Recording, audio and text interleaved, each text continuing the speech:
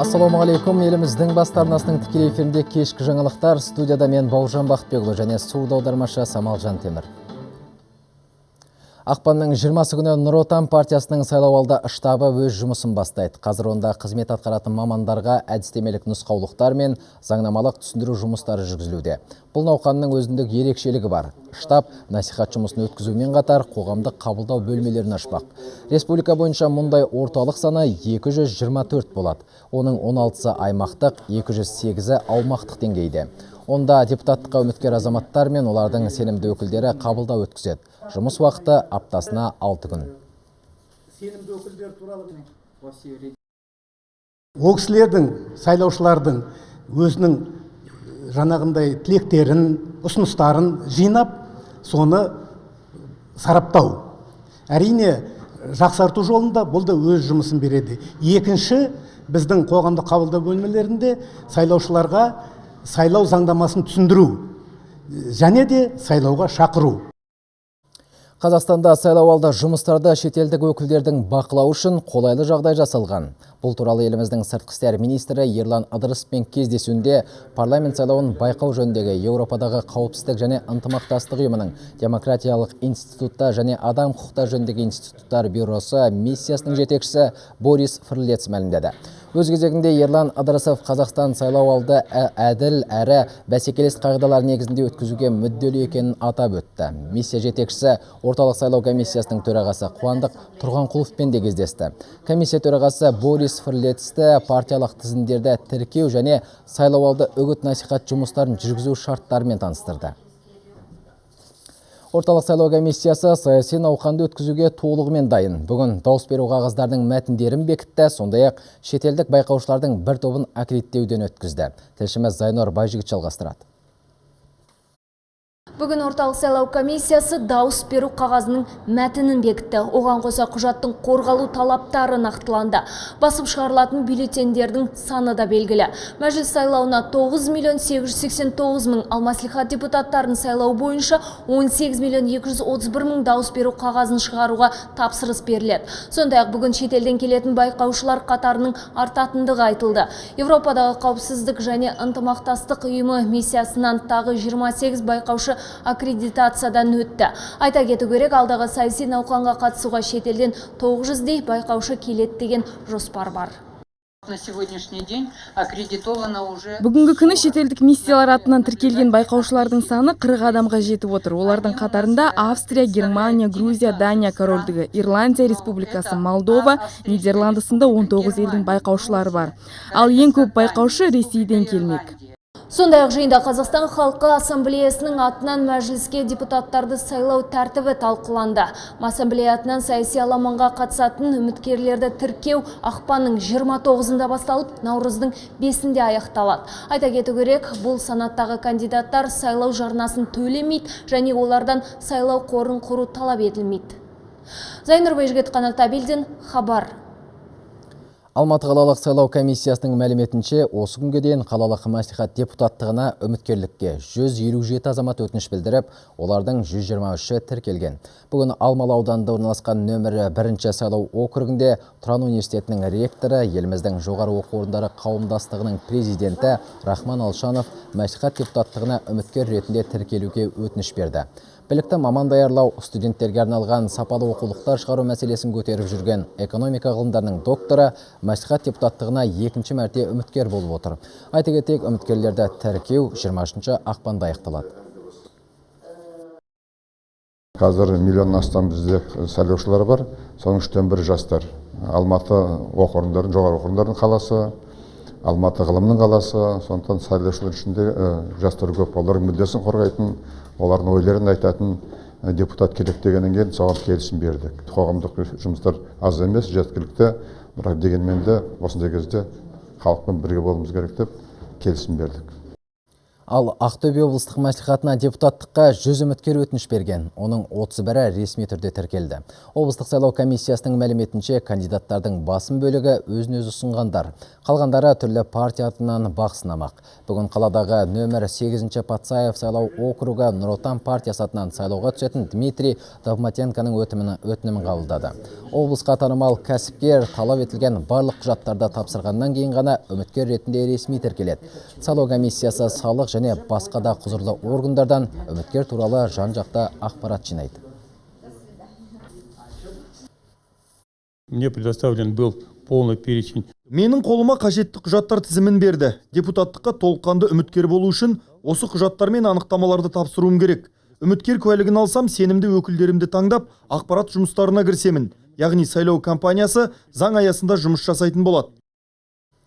Мәжіліспен барлық деңгейдегі мәслихаттар сайлауында экзит-пул сауалнамасы жүргізіледі. Бұл туралы бүгін тілшілерге Демократия институты директоры Юлия Кучинская мәлімдеді. Сауалнама республика бойынша 550 сайлау учаскесінде ұйымдастырылады. Олардың әрқайсында институттың 2 сенімді өкілінен жұмыс істейтін болады. Сауалнама барысында дауыс беріп шыққан азаматтардан кімге таңдау жасағаны сұралады. Әрине, кімге дауыс берген айту-айтпауы сайлаушының өз еркінде. Когда наши интервьюеры работают на участках, Біздің сауалнамашылар учаскеде жұмыс істегенде олардың әрекетін бақылап отырамыз. Әрқайсының нұсқаулығы бар. Респондентті қалай таңдауы тиіс, қандай уақытта келуі керек, қайда келуі керек және қалай сұрау керек деген сияқты. Олар шынайы жауап алуға тырысулары қажет. Оңтүстік Кореяға 4 америкалық F-22 әскери ұшағы жеткізілді. Бұл жөнде Рионхаб агенттігі хабарлады. Америкалық ұшақтар Кёнгидо өлкесіндегі ақш әскери базасының үстінен ұшып өткен. Жойғыш ұшақтың бұл түрі Құрама Штаттардан өзге бірде-бір елде жоқ. Солтүстік Корея 6 қаңтарда сутегі бомбасын сынақтан өткізген мәлімдегеннен кейін Вашингтон оңтүстік Корея аумағына біртіндеп әскери техникаларын тасымалдауды бастаған еді. Корея түбегінің оңтүстігіне алдымен В-22 бомбалаушысы, кейіннен әскери кеме жеткізілген болатын. Енді бұл техниканың қатарына жойғыш ұшақтар қосылды. Осы ақштың ғалымдары адамзат тарихында алғаш болып биопринтер ойлап тапты. Құрылғының көмегімен адам ағзасына қажетті органдарды басып шығаруға болады. Профессор Энтони Атала өз лабораториясында алдымен тышқандарға тәжірибе жасаған.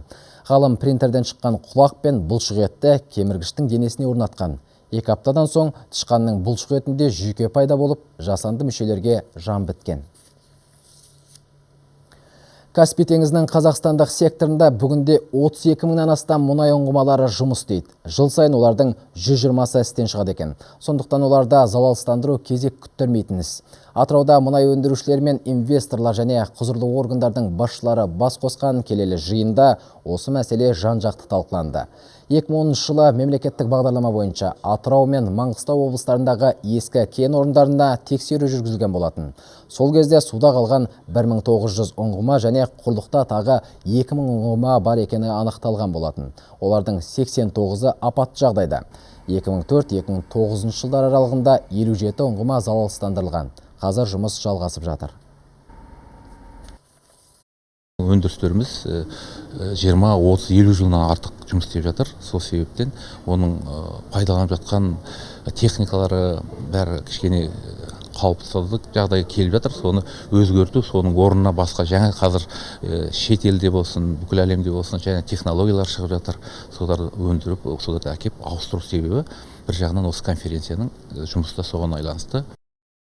Жыл басында еліміздегі халық саны 17 миллион 671 мың адамға жеткен. Бұл көрсеткіш өткен жылмен салыстырғанда шамамен 1,5%-ға көп.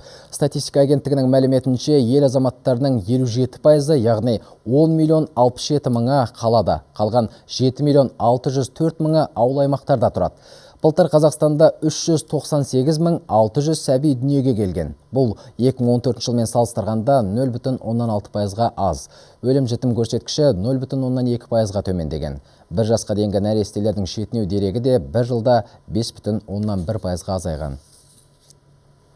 Химиялық емдеуден кейін әйелдерге ана болуға мүмкіндік беретін операцияны Қазақстанда бірінші болып Данияр Жақыпов меңгерді. Тәжірибесімен күш-жігерін мыңдаған әйелдің нәрестелі болуына жұмсап жүрген 39 жастағы хирург дәрігерлер әулетінің өкілі. Оның кәсіби өмірінің кейбір сәттер туралы тілші баяндайды.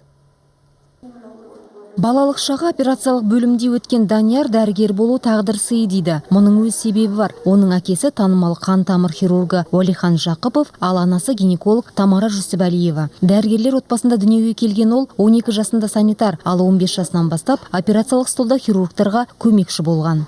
Признаться честно, кроме хирургии более ничего и не знаю. Шынымды айтсам, хирургиядан басқа ештеңе білмеймін.